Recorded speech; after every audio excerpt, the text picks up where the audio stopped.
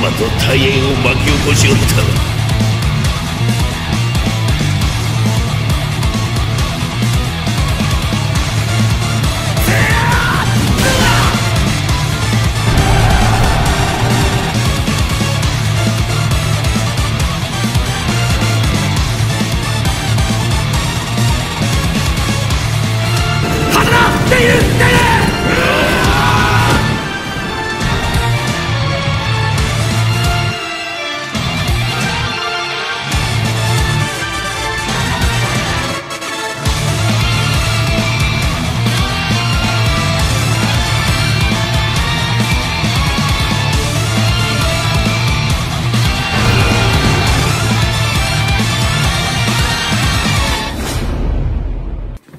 Honneur à vous les gars, j'espère que vous allez bien. Bienvenue sur Fumigène H. Oh les gars, je suis content.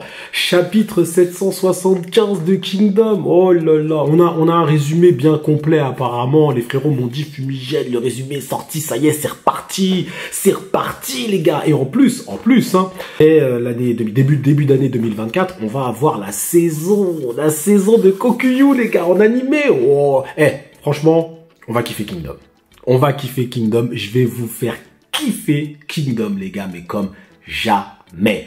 En tout cas, les frérots, on va commencer. Déjà, fin du chapitre 774, de mémoire, Aku se lançait face à Riboku. Alors, je vous avoue que c'était un petit peu surprenant parce que le piège était évident. Aku se lance dans le piège de Riboku, mais d'une certaine façon, Riboku aussi se met en danger. Donc, c'était une situation qui était assez surprenante parce que Riboku était en train de réitérer ce qu'il avait fait sur les plaines de Shukai. Est-ce que ça va passer 2 fois face à Uzen? Donc, voilà. Est-ce que Aku est menacé? Mais Aku, c'est pas n'importe qui, quand même. Donc, bon...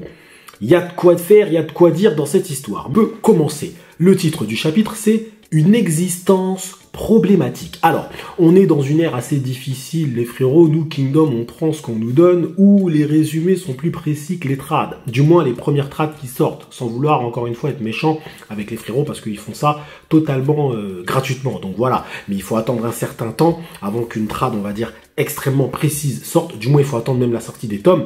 Donc, on prend ce qu'on nous donne. Hein. Nous, les fans de Kingdom, on n'est pas très difficile. Mais je suis obligé de me baser sur le résumé qui, il faut dire la vérité, est très précis d'une certaine façon. Donc bon, on se base sur ça, les frérots. Et oui, on n'est pas gourmands, nous. On n'est pas gourmands, on est comme ça.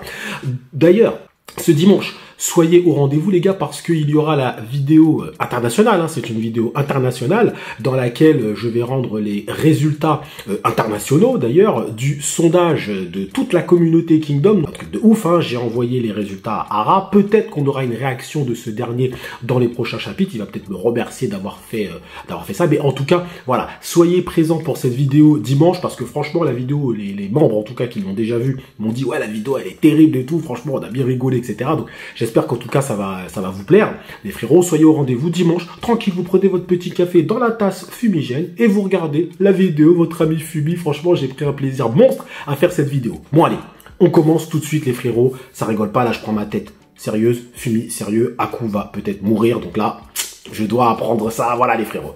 Live réaction, évidemment, comme d'habitude, je n'ai aucune information.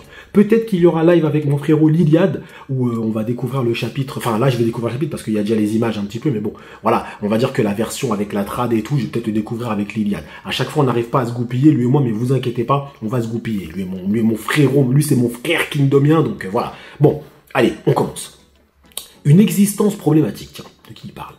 Riboku dit qu'ils commenceront cette bataille en ciblant la personne la plus problématique. Donc il parle de Aku. Donc Aku est la personne la plus problématique. Faudrait qu'ils expliquent pourquoi, mais on peut le concevoir comme ça. Mais je suis pas sûr que ce soit Aku le plus problématique. Peut-être que Riboku parle de quelqu'un d'autre. Mais bref, pour l'instant, vraisemblablement, c'est Aku. S'ils peuvent éliminer cette personne tôt, ils peuvent remporter une victoire écrasante. Kaine et Futei s'inquiètent de voir Riboku prendre l'initiative dès le début. Ouais, mais Riboku, il aime bien prendre un peu de vitesse comme ça, on le connaît. Bref, Riboku comprend les risques, mais il est le meilleur appât pour attirer cet homme. Futei pense que cela sera encore plus dangereux que lorsqu'ils ont tué Maku. Mais Riboku dit qu'il ira bien, puisqu'il a Futei et Kaine avec lui. Ah ouais, lui, il pense qu'il a Futei et Kaine, donc il ira bien.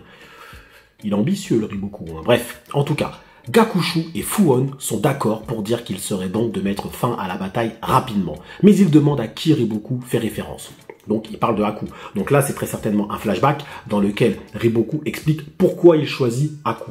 D'accord? Ok, Haku ordonne à 300 cavaliers de le suivre pour tuer Riboku. Donc il prend un petit bataillon.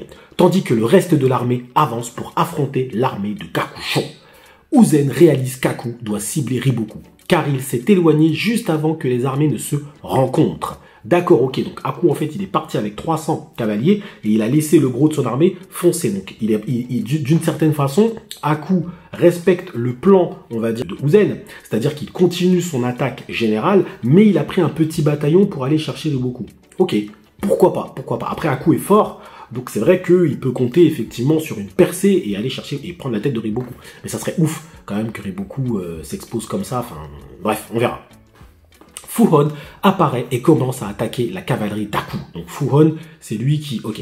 L'armée d'Haku s'inquiète de ce qui se passe, mais on leur ordonne de continuer à avancer. Ok. Donc là, Haku se retrouve déjà face à Fuhon, le fameux Rinkoshin. Ok. Les adjoints d'Uzen s'inquiètent du fait que l'armée d'Haku est désorganisée et perd le combat. Oui, parce que Haku, il s'est barré. Tandis que Shiryu et Soru ont un mauvais pressentiment quant à la situation. L'adjoint d'Uhon, Banyu, s'inquiète également de la formation de l'armée d'Haku, et Uhon suppose qu'il doit cibler Riboku, mais il pense aussi qu'Haku est tombé dans le piège de Riboku. Banyu dit qu'ils doivent se dépêcher de le secourir s'il est pris au piège. D'accord, donc Banyu, lui, clairement, propose d'aller secourir Haku, déjà, ah ouais, ça veut dire vraiment, le choix il est pourri, hein. Donc j'espère que Haku a pas fait ça comme ça, j'espère que quand même, il va y avoir un sursaut, quand même, enfin, ça me paraît quand même fort qu'on est déjà en train de secourir Haku, quand même. Haku se retrouve à affronter Gakushu et Fuhon à 2 contre 1. Ouh, 2v1 déjà comme ça, Ara, tu nous donnes un 2v1 comme ça. Donc Haku, à lui tout seul, il affronte Gakushu et Fuhon. Eh mais Haku, il est fort. Haku, il est fort, hein. Franchement, on peut dire ce qu'on veut, Haku, il est fort. C'est dinguerie. Il affronte Gakushu et le Rinkoshin en même temps. Ok. Tandis que les soldats d'Haku réalisent qu'ils sont encerclés, Gakusho commente que bien sûr, il pourrait facilement les encercler s'il s'en prenait à Riboku. Il qualifie également Haku d'imprudent pour avoir bougé si soudainement et laissé son armée dans le désarroi. Même si cette bataille vient à peine de commencer, nous allons vous exterminer toi et ton armée. Haku. Ah ouais, donc Haku est pris au piège, donc c'est un piège, évidemment, hein, et il est entouré. Mais maintenant, est-ce que eux, ils ont prévu aussi que Haku soit aussi fort? Parce qu'attention, ils sous-estiment peut-être Haku. Déjà, il fait un 2v1 contre Gakushu et Fuhon. Peut-être qu'ils sont en train de sous-estimer Haku. Parce que ça me paraît trop facile comme piège, là. Clairement. L'adjoint d'Uzen recommence à s'inquiéter. Mais Uzen dit calmement que Riboku a commis une grave erreur. Oh! Uzen parle et Uzen dit que Riboku a commis une erreur. Attention. S'il pense qu'Haku est suffisamment faible pour tomber ici. Sharingan, encore une fois en action, j'en ai marre, putain, j'en ai marre de Sharingan, mais moi il s'active sans que je l'active moi-même. Uhon dit à Banyu que l'armée d'Haku est la plus résistante et puissante parmi toutes les forces réunies ici.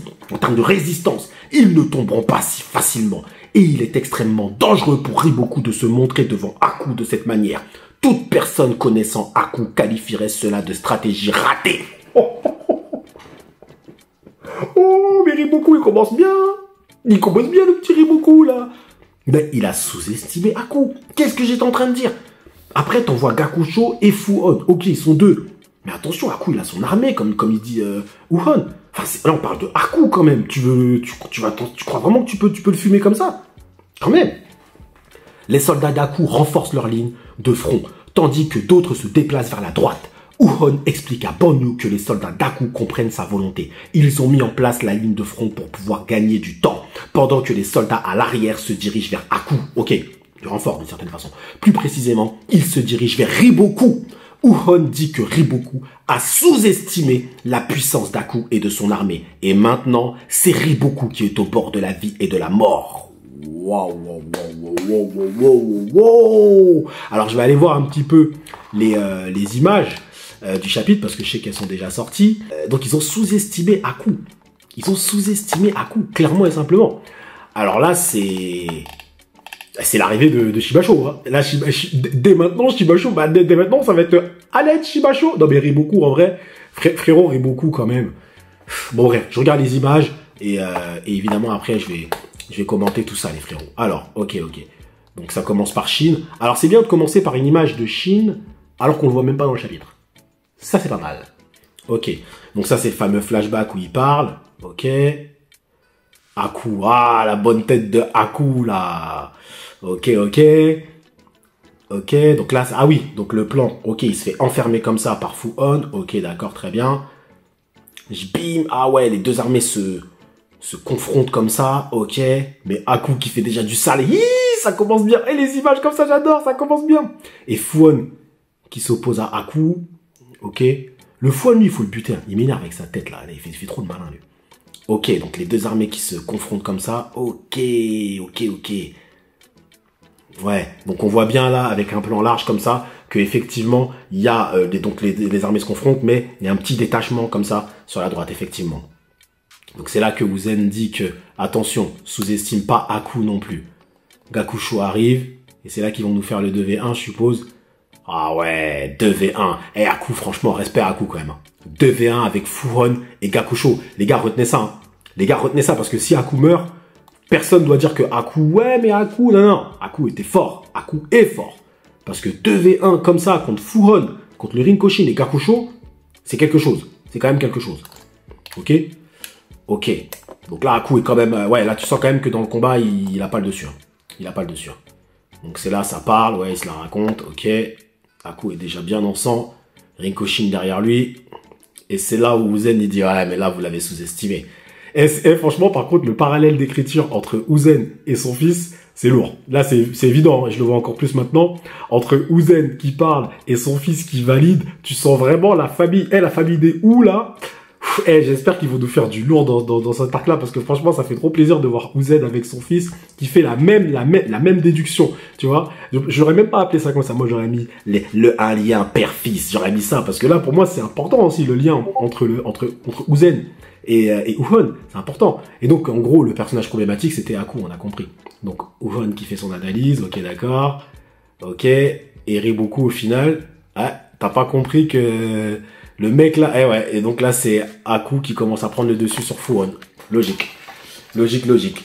Bon, alors, que dire de ce chapitre, hein. Alors, c'est bien parce que, d'une certaine façon, le piège qui était évident contre Aku est devenu finalement un piège pour Riboku. Maintenant, je trouverais ça quand même un peu, excusez-moi le terme, un peu risible que Riboku sous-estime Aku.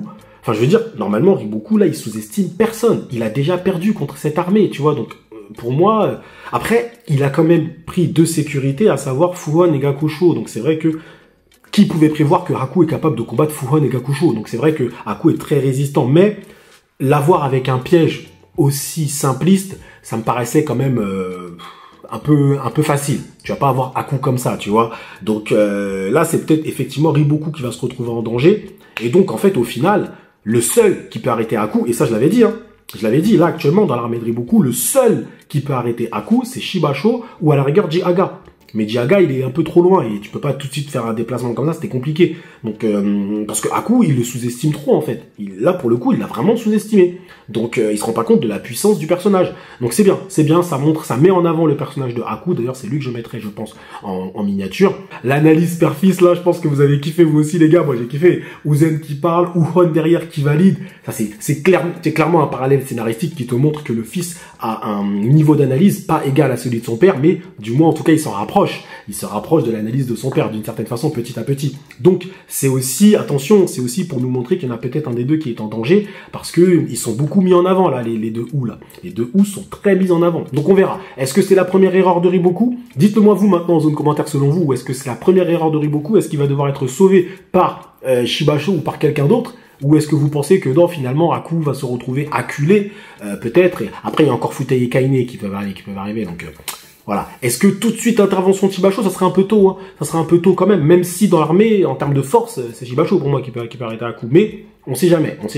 Mais est-ce que pour vous, selon vous, comment Aku peut être arrêté maintenant? C'est surtout ça la question. Est-ce que c'est une erreur de Riboku? Est-ce que Aku peut encore être arrêté maintenant? Il va foncer face à Riboku. Et qui peut arrêter Aku? Est-ce que ça va être Jihaga? Est-ce que ça va être Shibasho? Ou est-ce que finalement ça va être les Rinkoshi, les Futei, les Kaine, etc., les Gakusho? Est-ce que ça va être eux qui vont réussir à avoir la tête de Aku? Ça me paraît compliqué. Et en toute honnêteté, on peut se le dire, tous les personnages que j'ai cités, je parle pas d'un point de vue pragmatique, donc je parle pas d'un point de vue scénaristique. Je parle d'un point de vue, j'ai envie de dire, franchement, est-ce qu'ils ont les épaules assez larges pour arrêter un Haku, même en termes de, je veux dire en termes d'éclat. Tu veux faire partir le personnage de Haku, tu veux le faire mourir. Tu vas le faire mourir par un Fuon, ou un Futei, ou Kaine. On est d'accord que ça vend pas du rêve. Haku, c'est le genre de personnage, si tu veux le faire sortir du scénario, il doit partir par un Shibasho, allez, à la rigueur, un Jihaga possible, tu vois. Et encore, je le verrais plus faire un gros combat contre Jihaga, tu vois, plutôt que mourir comme ça. Mais c'est vrai que Haku, si tu dois lui donner une fin, tu dois lui donner une belle fin. Tu vois, une fin avec des... C'est pas des randoms, mais des persos comme ça. Voilà. Ça, ces persos-là, tu vois, je les vois plus faire des combats un petit peu secondaires. Les Fuon, tout ça, je les vois plus faire des combats un petit peu secondaires. Pour le coup, hein. Franchement. Mais bref, on verra. On verra. Là, je réagis un petit peu à chaud. Avec le recul, mon avis changera peut-être. Mais voilà. Bon, c'est à vous maintenant de me donner votre avis en zone commentaire comme d'habitude. Les frérots, que pensez-vous du plan de Riboku? Est-ce que c'était trop simpliste en vrai de vrai? Est-ce que c'est, encore une fois, Riboku s'est trompé? Est-ce que c'est la première erreur de Riboku? Ou est-ce que ça cache quelque chose derrière? C'est encore possible. Et n'oubliez pas, hein, Eki, le grand général Eki a dit « Allez partout sauf à Hongo ». Et ils vont à Hongo. Donc attention, ça va pas rigoler. Bon allez, merci à vous, prenez soin de vous et que l'honneur soit avec Haku.